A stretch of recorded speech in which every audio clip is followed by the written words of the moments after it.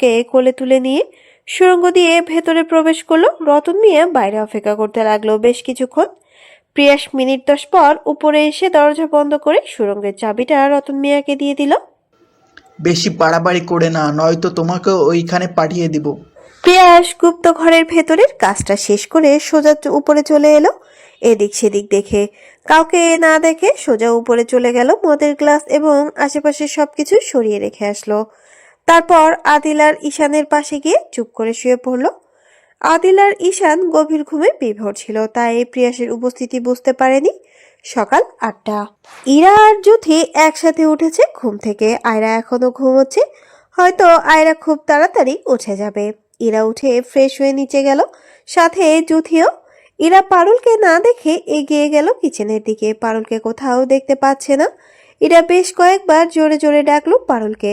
জ্যোতি এদিক সেদিক খুঁজতে লাগলো ইরার সাথে। ড্রয়িং রুমে আসতেই জ্যোতিকে দেখে সোফার একপাশে পারুলের ওড়না। জ্যোতি ডাকে ইরাকে আর বলে, এই যে, এইটা তো পারুল এর ওড়না, গতকাল পরেছিল।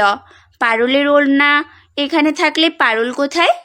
ইরা আর দাঁড়ালো না, ছুটে গেল রতন মিয়ার কাছে। কারণ পারুলের বিষয়ে সব খোঁজ তার কাছেই থাকে। ইরাকে দেখে রতন মিয়া কিছুটা অবাক হয়, তবুও চমকায় না, কারণ সে জানে সকালে ঠিক ইরা এখানে আসবে পারুলকে খুঁজতে।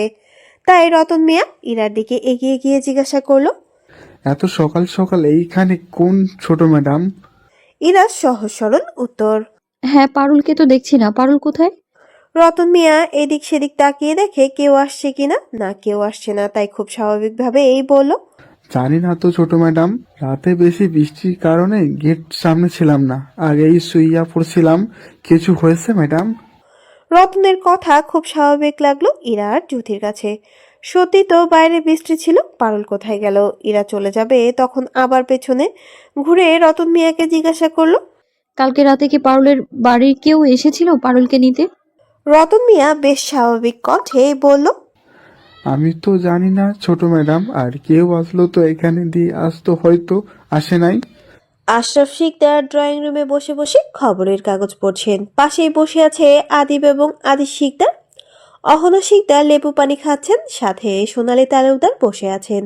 বেশ কিছুদিন কিছু সমস্যার জন্য তাদের মাঝে বেশ দূরত্ব থাকলে সেইটা কাটিয়ে একে অপরের সাথে বন্ধুত্ব ঠিক করে রেখেছেন।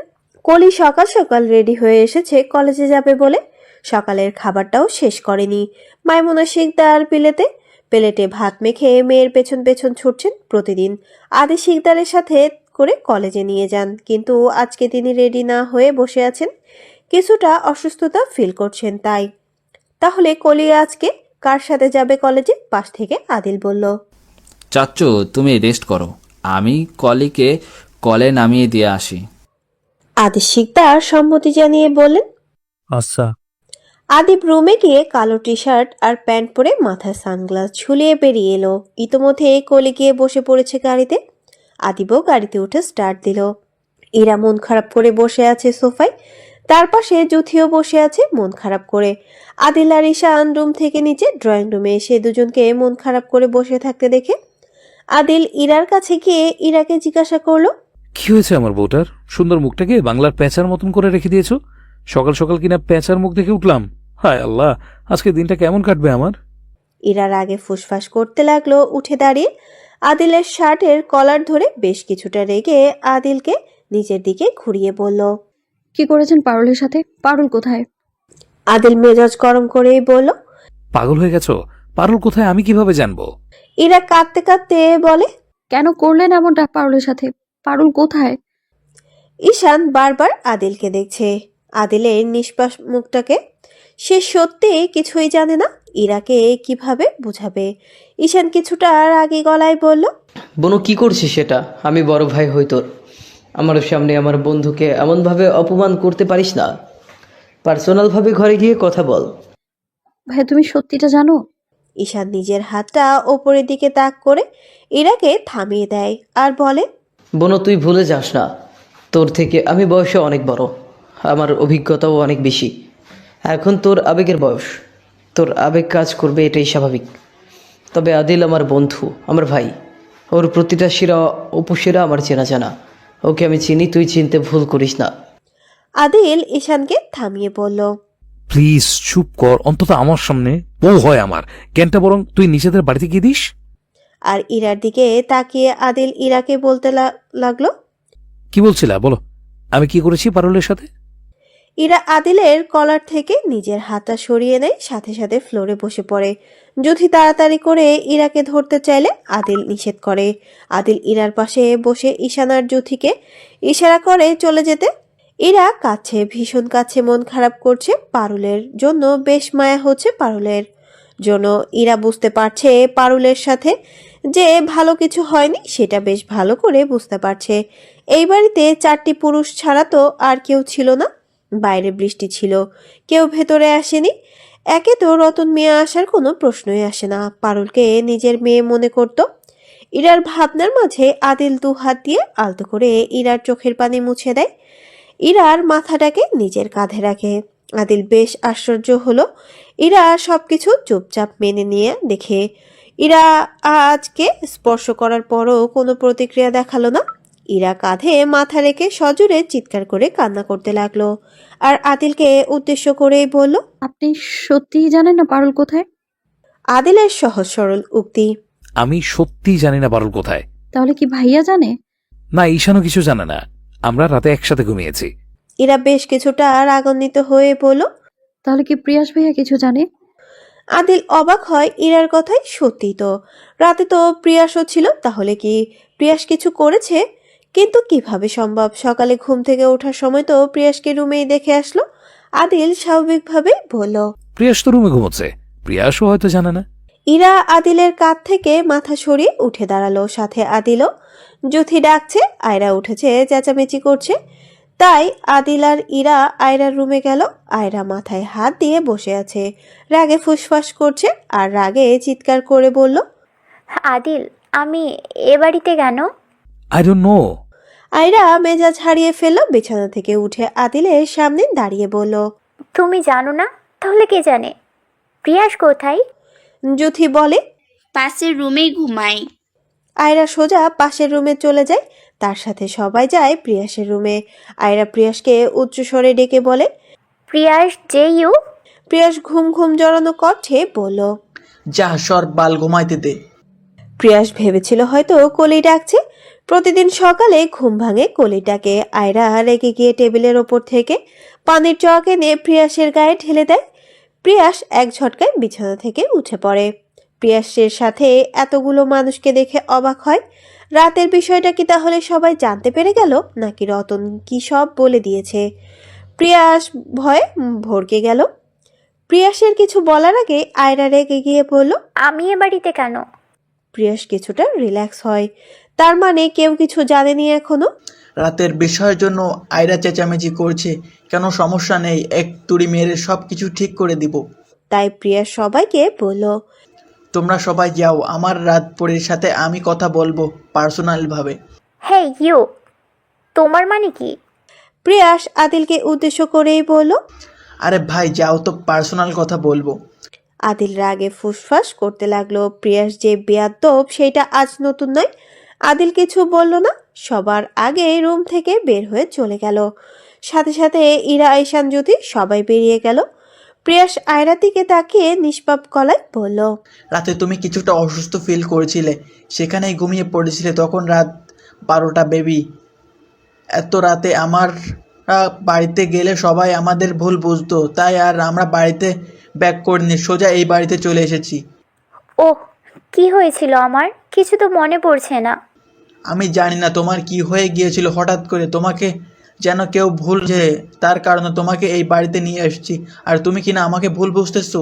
আয়রার রাগে মেজাজটা সহজেই ঠান্ডা হয়ে গেল। প্রিয়াস তো ঠিকই করেছে, বাড়িতে গেলে তো শুধু শুধু মম ভুল বুঝতো। তাই আয়রা প্রিয়াসকে ধন্যবাদ দিয়ে রুম থেকে বেরিয়ে আসলো। সবাই ড্রয়িং রুমে বসে আছে। আয়রাও নিচে গেলে আদিল বারবার সোফার ওপরে পা তুলে বসলো। আয়রার 2 মিনিট পর প্রিয়াসও নিচে আসলো। আদিলের ফোনটা বেজে উঠলো। আদিল পকেট থেকে ফোনটা বের করে দেখলো আশরাফ শিকদার কল করেছে। তাই আদিল কলটা রিসিভ করলে আশরাফ শিকদার বলেন। মাইসান, কোথায় আছো? কোনো কিছু হয়েছে ড্যাড? হ্যাঁ, আজকে জরুরি কাজে যেতে হবে। নির্বাচনের বিষয়ে তাড়াতাড়ি চলে এসো। তাছাড়া তোমাকেও মিস করছি মাইসান। আমাকে কেন ড্যাড? মম কোথায়? বেহায়া ছেলে, বাবা হয় তোমার, তোমাকে কি মিস করতে আমি পারি না? চিন্তার বিষয়। তোমার মাঝে এত অধপতন হলো কিভাবে ড্যাড? শেষমেশ কিনা আমাকে মিস করছো? তোমার জন্য দুঃখ হচ্ছে ড্যাড। কতটা খারাপ দিন পার করছো, আমাকে কিনা মিস করছো এই বয়সে? বেহায়া ছেলে, বাবা হয় তোমার, আমাকে রাগিও না। ওকে ড্যাড, রিল্যাক্স, আমি চলে আসছি। ওকে। কথা শেষ করে আশরাফ শিকদার কলটা কেটে দিলেন। প্রিয়াস আয়রাকে উদ্দেশ্য করেই বলল, হেই রাজপুরি, তুমি কি আমার সাথে বাড়িতে যাবে নাকি ওদের সাথে? আয়রা আদিলকে রাগানোর জন্য বলল, আমি তোমার সাথে যখন এসেছি তাহলে তোমার সাথে যাব, এদের সাথে নয়। ওকে, লেটস গো। আয়রা উঠে দাঁড়িয়ে প্রিয়াসের সাথে বের হয়ে গেল বসা থেকে। আদিল, ইরা, ঈশান যুথি বেশ কিছুক্ষণ নিজেদের মতন আলাপ আলোচনা করে বেরিয়ে গেল। আদিল আর ইরা শিকদার মহলে চলে যাবে, ঈশান আর যুথি চলে যাবে নিজেদের বাড়িতে আলাদা গাড়ি করে। কলি গাড়িতে বসে বসে ঠান্ডা হাওয়া খাচ্ছে। তার মাথায় হঠাৎ করেই একটা প্রশ্ন আসলো, তাই আদিবকে বলল। ভাইয়া তো পড়াশোনা করে কি হবে বলো তো? আদিব কলির প্রশ্ন শুনে বেশ অবাক হয়। এইটা কোনো প্রশ্ন হলো? আদিব কলির মাথায় টোকা মেরে বলল, ফাঁকিবাজ, পড়াশোনা না করার ধান্দা? আরে ভাইয়া, তুমি তো আগে বলো পড়াশোনাটা করে হবে কি? আদিব দুষ্টুমির ছলে কলিকে বলল, পড়াশোনা না করলে তোর মতো অশিক্ষিত মেয়েকে কে বিয়ে করবে না? তাহলে কি আমাকে বিয়ে দেওয়ার জন্য বড় আব্বু আম্মু আমাকে পড়াশোনা করাচ্ছে? হ্যাঁ, তুই একটা জান। কলি কাদু কাদু গলায় বলল, ভাইয়া তুমি গাড়ি ঘোরো, আমি বাড়ি চলে যাব। কেন? আমি আর পড়াশোনা করব না। আব্বু আম্মু এই পরিকল্পনা কোনোভাবেই সাকসেস করা যাবে না। গাড়ি ঘোরাও ভাইয়া। এরে বা, এটা কি হল? বাড়িতে গিয়ে যদি বলে তাহলে আমু তো আমাকে ঝাড়ু দিয়ে পিটাবে। কলিকে সামলাবো কি করে? তাই আদিব কলিকে মানানোর জন্য বলল, আরে পাগলি বোন আমার, তোকে এত সুন্দর একটা আইডিয়া দিলাম আর তুই কিনা পাস দিয়ে যাচ্ছিস। আজকে তো কলেজের সামনে এসে পড়ে, আজকে ক্লাসটা কর, কালকে থেকে আর আজ না। কলির নিষ্পাপ উত্তর। ওকে, ডিল ডান। আদিব কলেজের গেটের সামনে কলিকে নামিয়ে দিলে কলি পাশের রিক্সা থেকে কলির বেস্ট ফ্রেন্ড রিমঝিম নেমে আসলো। কলিকে দেখে রিক্সা থেকে ডাকলো, এই বেষ্টু। কলির ডাকটা চেনা, কানে শোনা মাত্র ঘুরে তাকাতেই সাথে আদিব। কলেজে সাদা ড্রেসে হিজাব পরা রিমঝিমের ডাক শুনে কলি এগিয়ে এলো রিমঝিমের দিকে। রিমঝিম রিক্সা ভাড়া দিয়ে এগিয়ে আসলো কলির দিকে। আদিব তীক্ষ্ণ নজর বোলালো রিমঝিমের দিকে। আদিব এগিয়ে গেল কলির দিকে।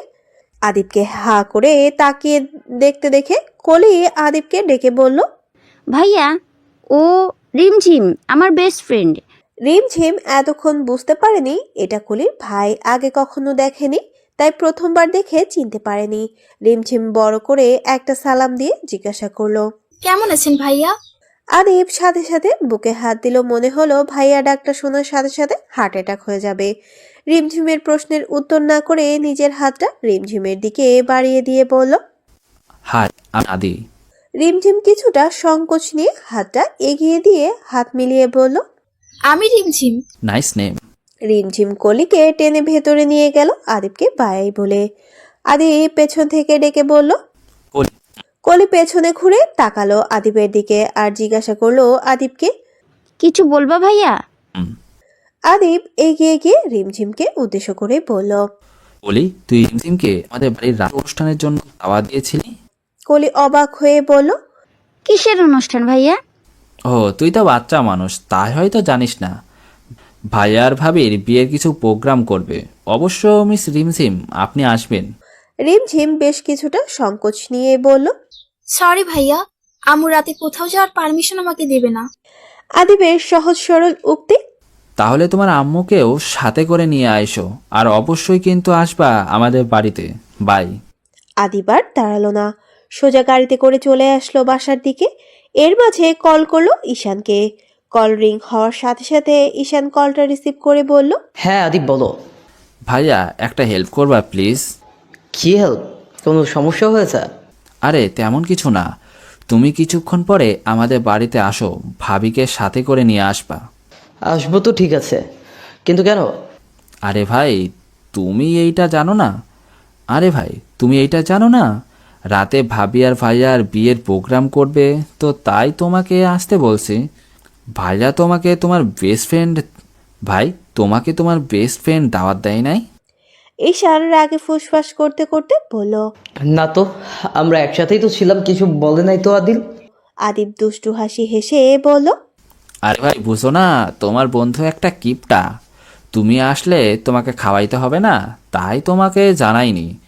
তুমি কিন্তু দাওয়াত মিস করো না ভাইয়া, অবশ্যই আসবা। আসবো তো অবশ্যই, আদিলের বাচ্চার খবর আছে। আচ্ছা ভাই রাখি। বউ, ও বউ, কিসের সারাক্ষণ বউ বউ ডাকেন? শুনতে একদম বাজে লাগে। তাহলে কি শাকচুন্নি বলে রাখবো তোকে? বউ ডাক আপনার মুখ থেকে শোনার থেকে সাতচন্নি ডাকটা অনেক বেশি সুন্দর শোনায়। মানুষ ঠিকই বলে। মানুষ কি ঠিক বলে? মেয়েরা বুঝে কম, চিল্লায় বেশি, তার প্রমাণ আমার শাকচুন্নি বউটা। জানতো এখান থেকে বকবক করে আমার মাথা খারাপ করে দিলেন। ও মা, আমি কি একা একা বকবক করছি নাকি সাথে তুমিও আছো? ওকে, তাহলে আপনি থাকেন, আমিই চলে যাচ্ছি। আদিব গাড়ি সাইড করে রেখে সোজা চলে গেল আশরাফ শিকদারের রুমে, যেখানে অহনা শিকদারও ছিলেন। অফিসে যাবেন বলে রেডি হচ্ছিলেন। তার মাঝে আদিব রুমে গিয়ে ঢুকে পড়ল আর আশরাফ শিকদারকে উদ্দেশ্য করে বলল। ছি ড্যাড, তোমার কি কোনো আত্মসম্মান নেই? আশরাফ শিকদার অবাক হয়ে বললেন। কি বলছো এসব? আমি একজন স্বরাষ্ট্রমন্ত্রী, আমার আত্মসম্মান তো ভুরি ভুরি। ভুরি না ছাই, তোমার নাকি আত্মসম্মান নাই, কিপটা তুমি, আর নাকি বাজে মন্ত্রী তুমি। আশরাফ শিকদার এক লাফে বিছানা থেকে উঠে বসলেন আর রাগান্বিত হয়ে আদিবকে জিজ্ঞাসা করলেন। কে বলেছে এসব? কে আর বলবে, তোমার জনগণ। এইগুলা কেন বললো? আদিবের দুষ্টু মাথায় দুষ্টু বুদ্ধি চেপে আসতেই বলল। শিকদার মহলে আশরাফ শিকদারের একমাত্র বড় ছেলে স্বয়ং আদিল শিকদার কিনা টাকা বাঁচানোর জন্য লুকিয়ে বিয়ে করছে। See dad. অহনা শিকদার আদিবের শয়তানি বুদ্ধিটা ধপাস করে ধরে ফেললেন আর বললেন। কোন জনগণ বলেছে এই কথা? যাও তাকে গিয়ে এক্ষুনি নিয়ে এসো। আমিও দেখতে চাই কার এত বড় সাহস হলো জনগণের নাকি আমার ছোট ছেলের। আদিব আদুরে গলায় আশরাফ শিকদারকে বলল। দেখছো ড্যাড, মম আমাকে কেমন করে ফাঁসিয়ে দিচ্ছে। আমি তো তোমার জনগণ, যা বলছে সেইটাই তোমাকে বলছি।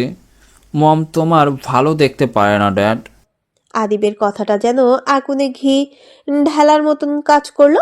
আশরাফ শিকদার আদিবের কথাটা সহজেই বিশ্বাস করে অহনা শিকদারকে উদ্দেশ্য করে বললেন।